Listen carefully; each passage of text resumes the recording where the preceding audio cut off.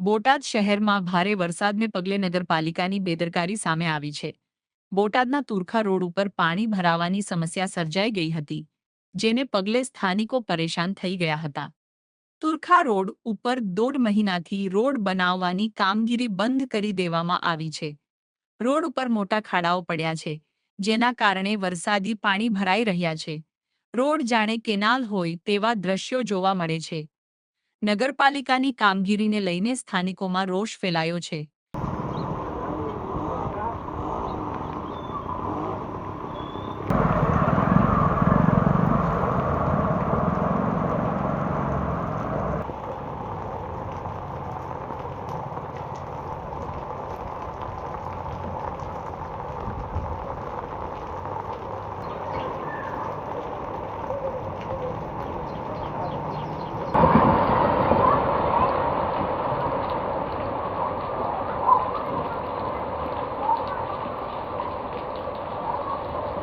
તકલીફ પડે છે, ગાડીઓના ચેમ્બરો તૂટે છે અને ટાઈમે રસ્તા થતા નથી। આ જો ગાડીઓ કેમ આવે છે, હેરાનગતિ છે, કોઈ ધ્યાન આપતું નથી।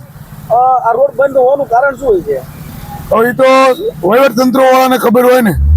શું તમારી પંકજ લગભગ 1.5 મહિનાથી બંધ છે અને પાણી એ રીતના ચોમાસામાં હવે તકલીફ પડે, વરસાદ ભૂંગળા કદાચ ઓલું થયું હોય તો અંદરથી જવાય નહીં, અમારે ફરી ફરીને બહુ જવું પડે, વાહન ચાલકને બહુ મુશ્કેલી પડે, બહુ બધા ફરી ફરીને શેરીમાં જ જવું પડે અંદરથી। તમારી માંગ શું છે? રોડ જલ્દી થઈ જાય તો શોર્ટકટ સારું પડે એમ।